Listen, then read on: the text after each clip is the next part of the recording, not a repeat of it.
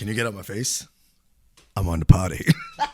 Welcome, everybody. This is the Internet and You on the RBC Network. Big week in the news.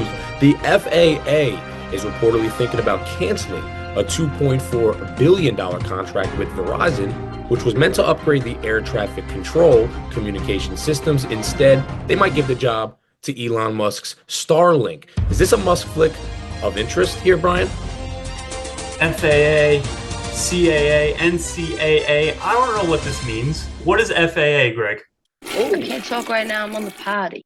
So on the one hand, there's a clear conflict of interest. Musk has been given influence over federal spending through his role in the Department of Government Efficiency, the DOGE. So if his company Starlink wins this contract, critics argue he would be personally benefiting from government decisions he helped shape. Some experts, they question if this is just another way for Musk to steer the government funds toward his own businesses. Brian, how do you react to a perspective like that? The guy is already a billionaire.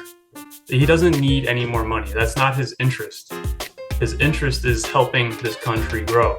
I even saw one of the speeches he just gave and he was saying like he's getting death threats, right? He doesn't need to be doing this, but he is because he wants to see the country be great again. He claims Starlink can provide a more reliable, cost-effective solution, which could ultimately be a win for taxpayers and air travel safety, obviously, Brian. So is Musk using his influence to unfairly grab another government contract, or is he genuinely trying to fix a failing system clearly?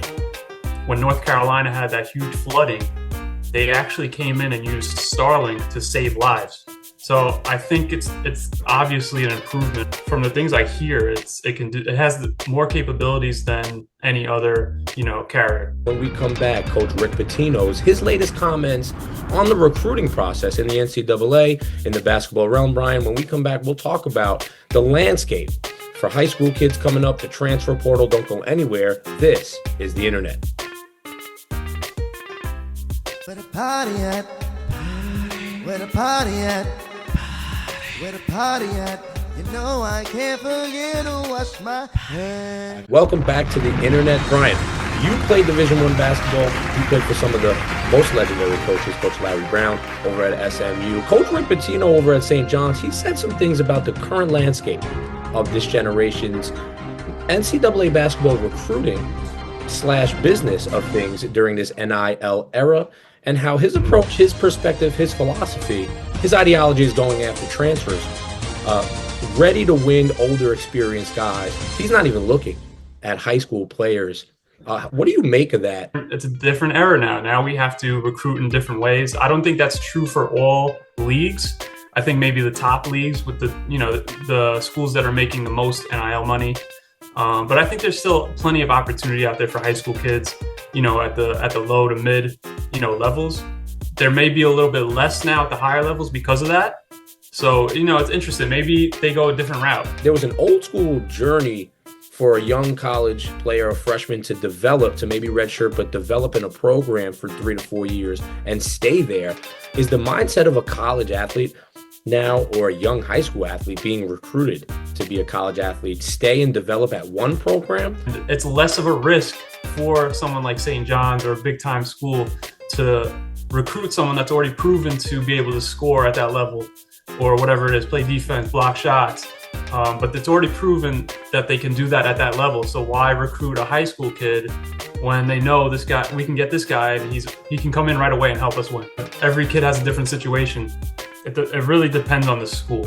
It really does. So they need to be smart with their decision. We'll 100% get back to this topic. Go where you want it. Go where there's a plan. Go where you have a plan. These kids need a mentor. They need someone telling them the right things. And I think there's a mix of both.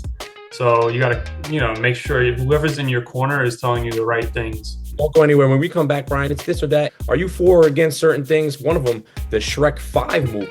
But stick around. Don't go anywhere. This is the RBC Late Night Show.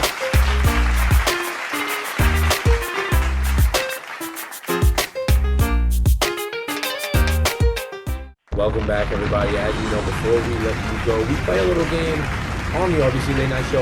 We have for or against the new Shrek 5 teaser that obviously showed a little bit of animation movie coming, not this Christmas, but Christmas of 2026. Brian, what's the point of showing us right now? This is a 2-year rollout. I think the fact that they have to do a 2-year rollout, I'm going to have to be against it. If they need to start promoting this movie now, it's already past its time. Let Shrek, like Shrek had a great, 4 movies. Let it go, right? To be honest with you, I only saw the first one, but it looked like Shrek went to Bernardi boot camp. I'll be honest with you, he had some traps in this one. Zendaya's in it, Cameron Diaz is in it, Eddie Murphy's in it. Listen, yeah, I'm sure they're gonna do a good job, but I don't know. Let's be creative. What else we want? We're gonna watch it. Brian, you're gonna be on your couch. So one of those cultural things. Shrek is an icon. Donkey's an icon. Brian, they're not going anywhere. They know Shrek 5 is gonna make a ton of money. The series is one of the best ever. They have Mike Myers, they have Eddie Murphy, they have Cameron Diaz, they have Zendaya. But let's get a little creative now. Let's not, keep building on the same thing. It's just like Fast and Furious. It's getting old now. A lot more waiting to do. We'll be patient there, Brian. Before we wrap up tonight, Brian, we have a special segment, and it's a new game show we want to play tonight on the RBC Late Night Show. Brian, a little dicey. Name me things that Jesus Christ himself didn't have to deal with. Paparazzi. I'm going to say traffic. Social media. Jewish bus drivers cutting you off. Bell Parkway, BQE. Road rage. Kanye West tweets. All gender bathrooms. Is Jesus for or against all gender bathrooms? Nah, he'd be for it. He'd be for it? Yeah, why not? Everyone, I don't know. So everyone's just all allowed in one bathroom. Jesus is for that. I've been to so many venues in Manhattan that have that. I'll be honest with you, it saved me a couple times. I've run into bathrooms. You ever run into a bathroom real quick? And then the thing is, the wrong bathroom. That can't happen with the all gender. I'm just saying. We thank you for joining the RBC Late Night Show. When we come back next week, don't go anywhere. We have breaking news in the music realm. Glenn Chi dropping his debut album, Chi. On royalbias.com, get your download, and you can bump it early. Nah, I'm not paying $2. But thanks for joining. This is the internet. We'll see you next time. Can you get up my face? I'm on the potty.